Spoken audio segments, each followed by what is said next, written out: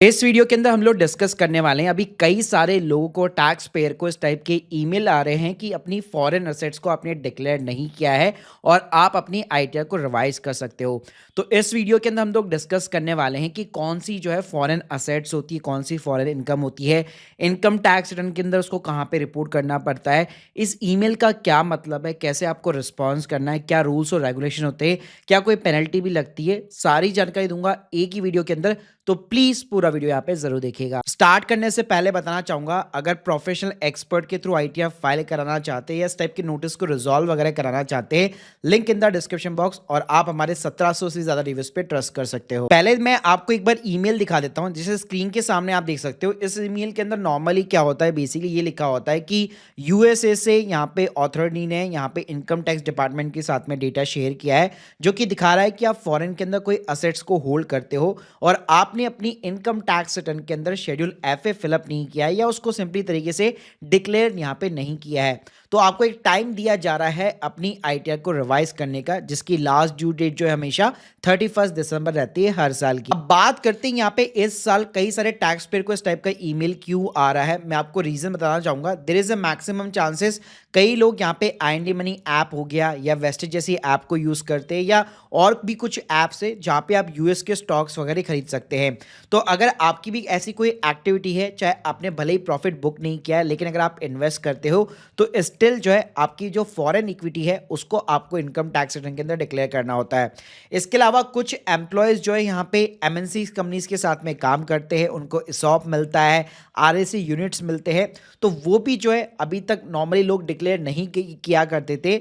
लेकिन ध्यान रखिएगा, आपको अपनी इनकम टैक्स रिटर्न के अंदर शेड्यूल एफए हो गया, शेड्यूल एफएसआई हो गया और टीआर, इन तीनों इंपॉर्टेंट शेड्यूल के अंदर अपनी फॉरेन इनकम और असेट्स को आपको डिक्लेयर करना पड़ता है। तो जब आप आईटीआर यहाँ पे फाइल करते हैं तो उसी टाइम पे पहली बात तो ये कि आईटीआर 1 और 4 तो आप फाइल ही नहीं कर सकते। अगर आप फॉरेन एसेट्स को होल्ड करते हैं तो आपको या तो सिर्फ आईटीआर 2 फाइल करनी पड़ेगी या फिर आईटीआर 3 फाइल करनी पड़ेगी। और उसके अंदर भी अगर आप देखेंगे तो शेड्यूल जब आप सेलेक्ट करते हैं तो अदर्स में आपको शेड्यूल एफए देखने को मिल जाता है, वहीं पे इनकम के अंदर आपको शेड्यूल यहाँ पे एफएसआई और टीआर देखने को मिल जाता है। अब बात करते पहले कि नॉन डिस्क्लोजर के क्या क्या कॉन्सिक्वेंस होते हैं। तो देखिए, एक तो इनकम टैक्स असेसमेंट के अंदर प्रोसीडिंग है, हैवी पेनल्टीज भी है, प्लस इसके ऊपर ब्लैक मनी का एक्ट भी यहाँ पे लग सकता है। इवन मैं ऑफिशियल इनकम टैक्स डिपार्टमेंट के सर्कुलर की यहाँ पे बात करूँ तो यहाँ पे आप देख सकते हो 10 लाख रुपए तक की आपके ऊपर पेनल्टी लग सकती है अगर aggregate value of the asset जो है 20 लाख रुपए के ऊपर है। तो अब बात करते कि शेड्यूल जो एफए है, एफएसआई है, ये किनको फिलअप करना पड़ता है। तो पहले तो हम लोग एफएसआई की बात कर लेते हैं।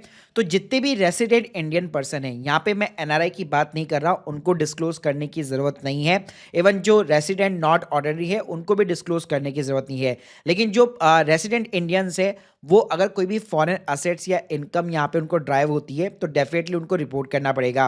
तो शेड्यूल एफएसआई के अंदर आप जो भी इनकम आउटसाइड इंडिया अर्न करते हैं उसको यहाँ पे आपको रिपोर्ट करना पड़ता है, जिसमें कंट्री का कोड हो गया, प्लस जैसे मान लीजिए अगर आप यूएस से अर्न कर रहे हैं तो यूएस और इंडिया का टैक्स ट्रीटमेंट है, बेसिकली मतलब डीटीटी है, यानी डबल टैक्सेशन अवॉइडेंस एग्रीमेंट है।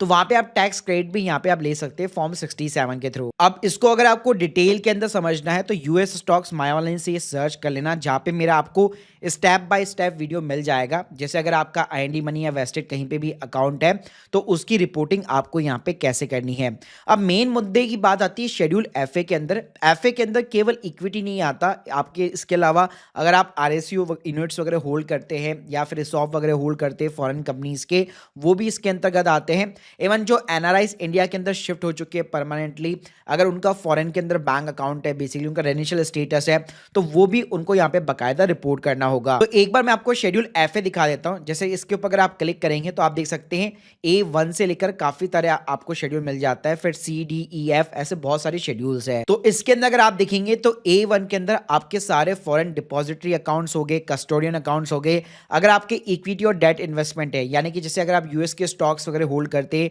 तो A3 के अंदर उसकी बकायदा रिपोर्टिंग होती है। फॉरेन का इंश्योरेंस हो गया, एन्युटी कॉन्ट्रैक्ट, टैक्स, इसके अलावा कोई फॉरेन एंटिटीज़ के अंदर फाइनेंशियल इंटरेस्ट हो गया, कोई प्रॉपर्टी आपने बाहर ले रखी है इंडिया के बाहर, या कोई भी अदर यहाँ पे कैपिटल असेट्स है या फॉरेन का ट्रस्ट है, ये सब कुछ आपको रिपोर्ट करना होता है। अब देखिए, अगर मैं वैल्यूएशन और करेंसी कन्वर्जन रूल्स की यहाँ पे बात करूँ तो यहाँ पे कन्वर्जन रेट जो है एसबीआई का टीटी बाइंग रेट यहाँ पे बेसिकली चलता है, उसके थ्रू आपको कन्वर्ट करना पड़ता है। तो डिपेंड करता है कन्वर्जन का रेट, क्योंकि इसके अंदर आपको एक पीक बैलेंस भी दिखाना पड़ता है, जब से आपने इन्वेस्टमेंट किया वो भी दिखाना पड़ता है।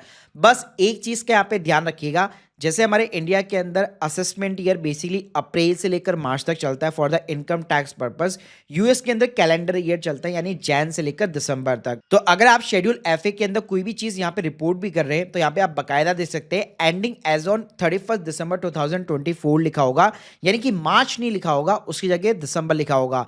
तो यहाँ पे ना आपको बेसिकली कैलेंडर ईयर के अकॉर्डिंग चलना है और उसके अकॉर्डिंग रिपोर्टिंग करनी है। तो अगर मैं ओवरऑल यहाँ पे समराइज करना चाहूँ तो अगर आप फॉरेन इक्विटी या डिविडेंड, इंटरेस्ट की इनकम या इन्वेस्टमेंट या बैंक अकाउंट्स कुछ भी अगर आप होल्ड करते हैं अपनी आईटीआई के अंदर, आपने डिक्लेयर नहीं किया, तो ये आपको एक चांस दिया जाता है कि आप जो है रिवाइज रिटर्न के थ्रू उसको अपडेट कर सकते हैं। इवन अब तो आप पिछले 4 से 5 सालों की अपडेटेड रिटर्न भी यहाँ पे अपडेट कर सकते हो। लेकिन देखिए, रिवाइज रिटर्न के अंदर कोई भी गवर्नमेंट आपसे पेनल्टी चार्ज नहीं करती, आप विदाउट पेनल्टी ही अपडेट कर सकते हो।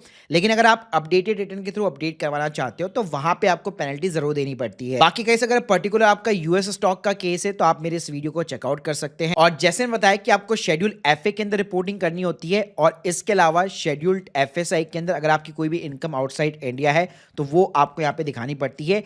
टीआर आपको तभी भरना है जब आप टैक्स क्रेडिट लेना चाहते हैं, जैसे आपने यूएस के अंदर भी टैक्स पे किया है, इंडिया में भी टैक्स पे किया है, ऐसी कोई सिचुएशन है तब जाके आपको टीआर भरना है। मेजर इंपॉर्टेंट इसमें जो शेड्यूल होने वाला है हमेशा वो शेड्यूल एफए रहेगा। बाकी गाइस, अगर आप लोगों की कोई भी डाउट्स है कमेंट बॉक्स के अंदर जरूर बताइएगा, और प्लस अगर आपको एक्सपर्ट के थ्रू सर्विस अवेल करनी है, link in the description box. Thank you guys, thank you very much.